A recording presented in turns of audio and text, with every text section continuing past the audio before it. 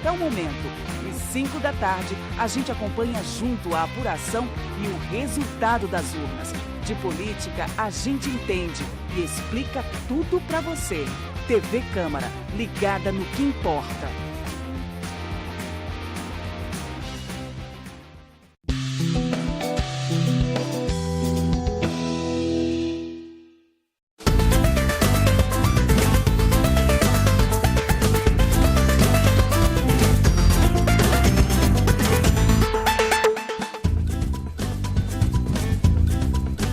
Olá, você que nos acompanha pela TV Câmara, Rádio Câmara, YouTube e redes sociais. Eu sou Sandra Amaral e começa agora o Direto da Câmara, ao vivo dos nossos estúdios em Brasília. Boa tarde. Representantes dos 3 poderes se reuniram ontem no Supremo Tribunal Federal para discutir a regulamentação das emendas parlamentares.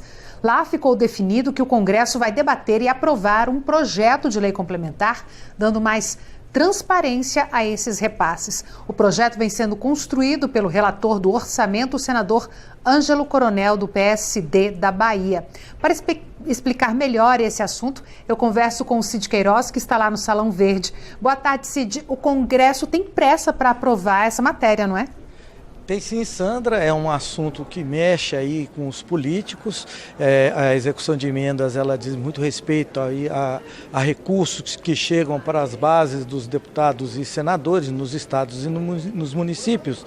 E nessa reunião de ontem, ela conclui uma série de negociações que começaram em agosto e no encontro de ontem, além dos presidentes da Câmara, Arthur Lira, do Senado, Rodrigo Pacheco e do Supremo Tribunal Federal, Luiz Roberto Barroso, estiveram presentes o ministro Flávio Dino, que foi o responsável pela decisão que suspendeu a execução de emendas, e a participação do advogado-geral da União, Jorge Messias.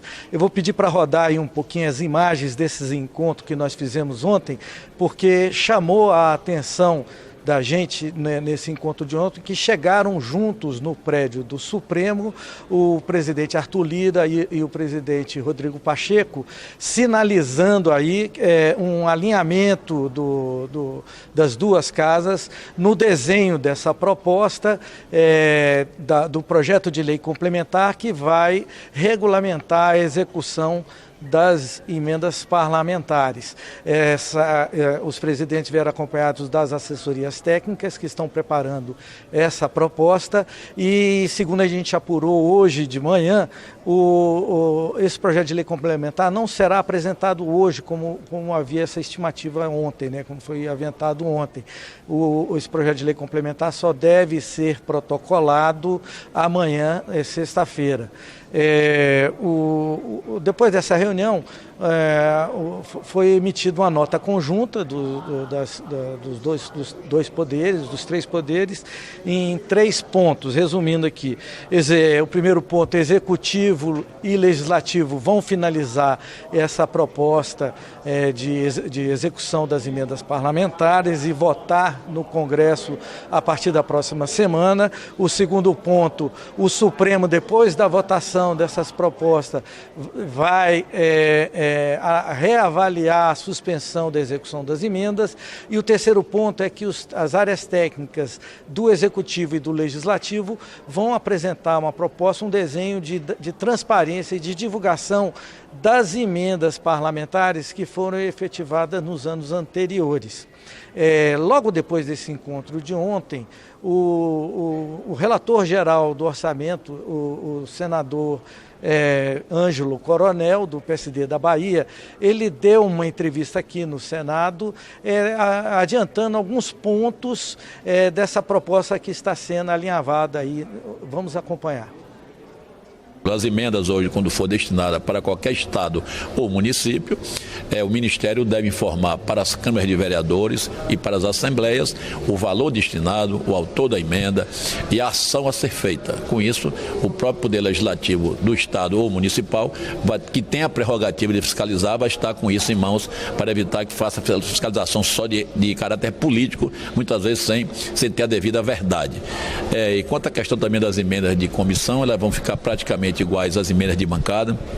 Adequamos o texto para ficar praticamente com o mesmo uso. Serão emendas aprovadas pelos colegiados. No caso da emenda de bancada, os partidos indicam e as bancadas vai aprovar, é que vão aprovar, a bancada de cada estado, então não vai ser uma emenda personalizada, vai ser uma emenda de todos que compõem a bancada. No caso da emenda de comissão, pela mesma forma, será o colegiado da comissão que irá aprovar, então vai ser aquela emenda de comissão, não será também emendas individualizadas. Com isso, você democratiza mais e você faz com que a transparência exista, porque quem quiser saber qual foi o partido que subscreveu aquela emenda na comissão, é só chegar na ata da comissão que vai estar lá tudo transparente. O deputado Arthur Lira opinou, o ministro Rui Costa opinou, o presidente Rodrigo Pacheco também já tinha opinado, mas eu quero ratificar, e fica por último aí o ministro Dino, para ver se esse texto que nós vamos colocar no PLP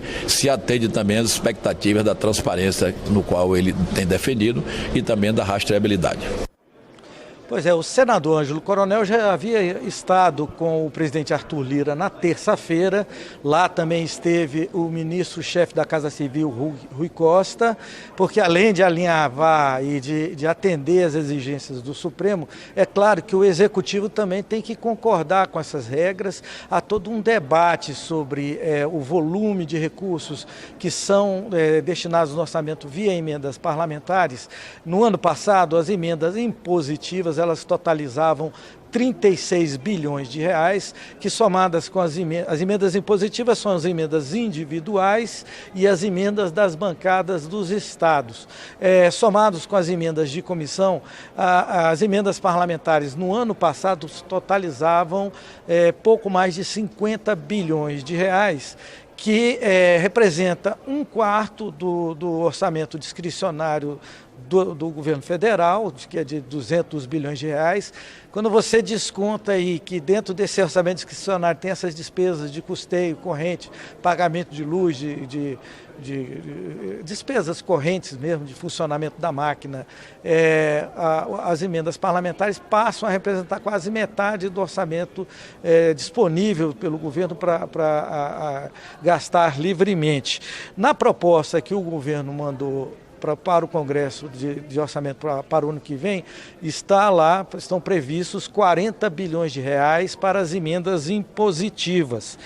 Além dessas mudanças que o relator adiantou aí nessa entrevista, ele falou que as emendas individuais, elas têm as emendas normalmente que eles mandam via convênios do governo federal com as prefeituras ou com os governos estaduais, mas também tem as chamadas emendas especiais, são emendas que se convencionou chamar emendas PIX, que vão direto para o caixa das prefeituras. Essa proposta, ela prevê que tão logo uma emenda dessa seja destinada para o Estado ou para o município, a Assembleia Estadual ou a Câmara Municipal será informada, também será informada os tribunais de contas e também incluído no portal da transparência. A lei, a LDO e a LOA desse ano dependem da definição desse assunto para serem votadas. A LDO era para ter sido votada no final de julho e até agora não foi votada.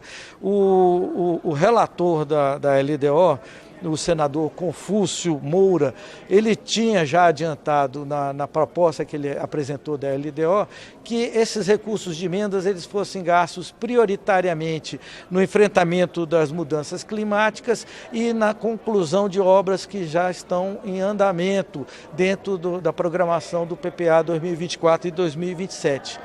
Por enquanto é isso, nós vamos continuar aguardando. A proposta deve chegar só mesmo amanhã e aí a gente vai destrinchar para os nossos espectadores e ouvintes da Rádio Câmara, espectadores da TV Câmara, os detalhes dessa proposta. É com você, Sandra. Obrigada, Cid, pelas informações. E a Câmara dos Deputados vai sediar a 10ª cúpula do P20, grupo que reúne os parlamentares dos 20 países com as maiores economias do mundo. O tema do encontro, que acontece no início de novembro, é Parlamentos por um Mundo Mais Justo, como conta pra gente o repórter Santiago Delap.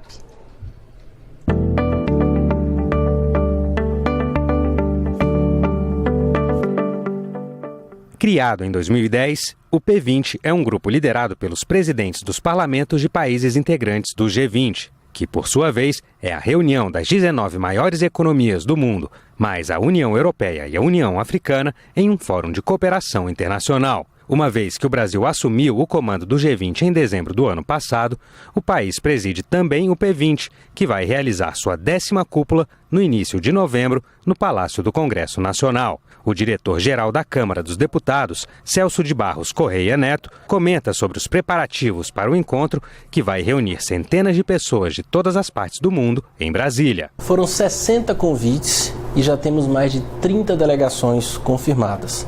Cada uma delas tem entre 4 e 8 representantes. É um evento grande, um evento muito importante.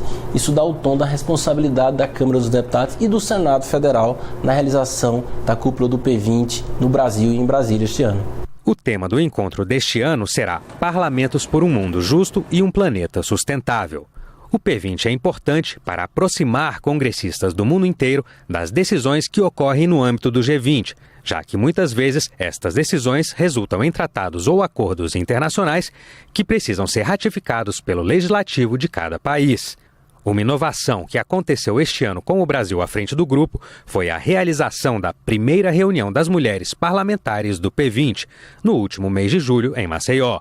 O diretor-geral da Câmara ressalta o pioneirismo e a importância de se dar continuidade à iniciativa. Ela é simbólica. A primeira reunião com a bancada feminina, a primeira reunião do P20 Mulher, realizada no Brasil, no Nordeste, em Alagoas. Isso é muito importante, é muito representativo e se espera, isso ficou muito claro no evento, que essa mensagem seja passada adiante. Para que esse tipo de reunião, essa reunião com essa temática, com essa abordagem, com essas participantes, possa acontecer muitas e muitas vezes. O encontro do P20 em Brasília acontece entre os dias 6 e 8 de novembro, alguns dias antes da cúpula do G20, marcada para os dias 18 e 19, no Rio de Janeiro. Já está em vigor uma lei que obriga o judiciário a consultar os cadastros estaduais e nacionais de crianças e adolescentes em condições de serem adotados.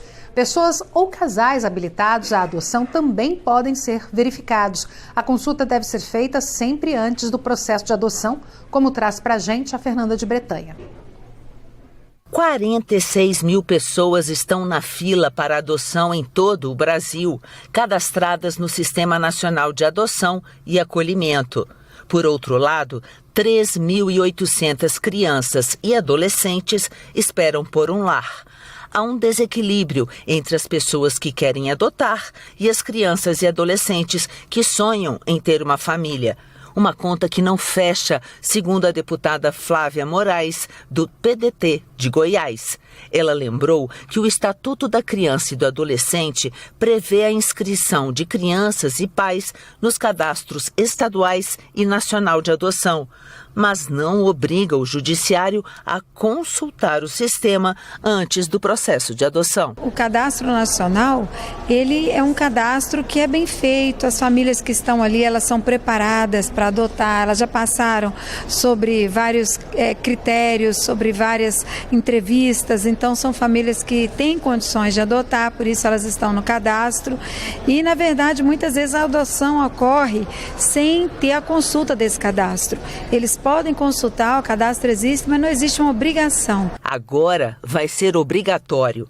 Antes de tomar qualquer decisão, o juiz vai ter que consultar os cadastros estaduais e nacional de crianças e adolescentes em condições de serem adotados e de pessoas e casais habilitados à adoção.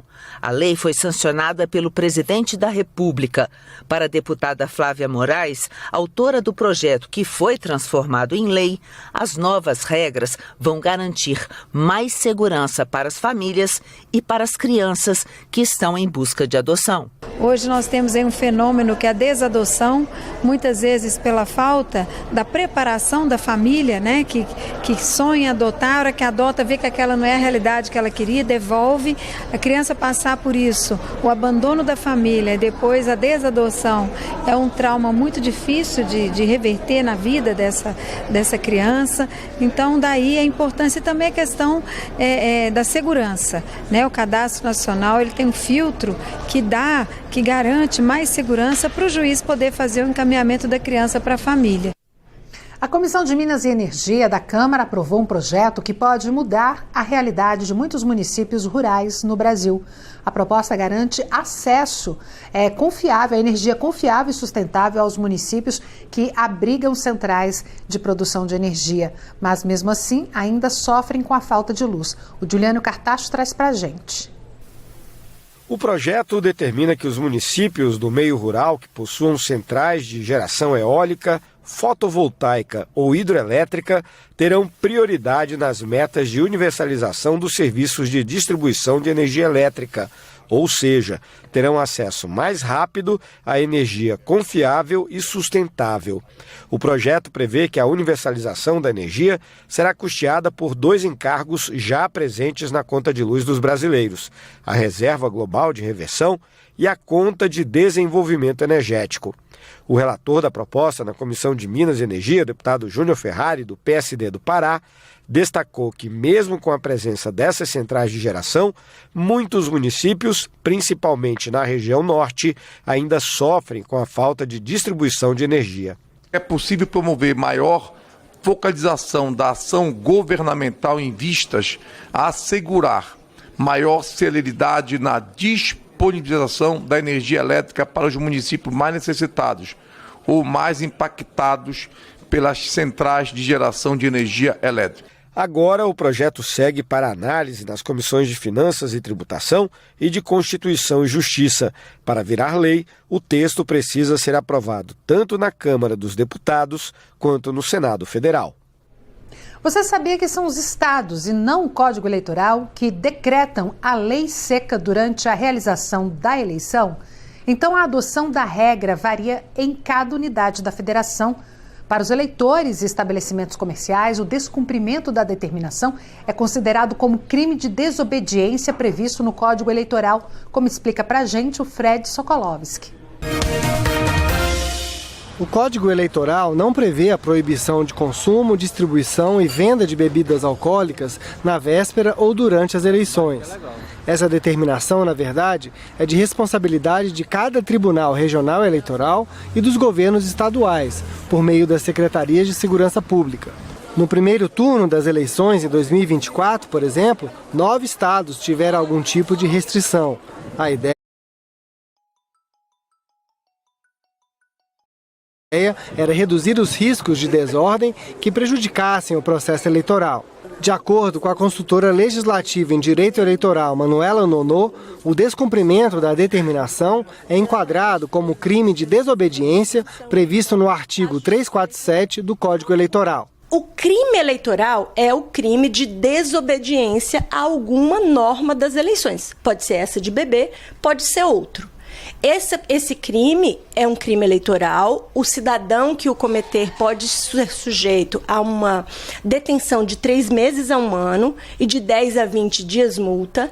E o estabelecimento que for pego vendendo, se estiver proibido, vai ser multado. Está terminando mais um Direto da Câmara. Te convido sempre a acessar o portal câmara.leg.br, onde você encontra tudo sobre os debates, votações, todas as proposições, a prestação de contas do seu deputado e muito mais. Lá também está todo o nosso conteúdo audiovisual que você acessa pelo link cd.leg.br/YouTube. Eu sou Sandra Amaral, para você uma boa tarde.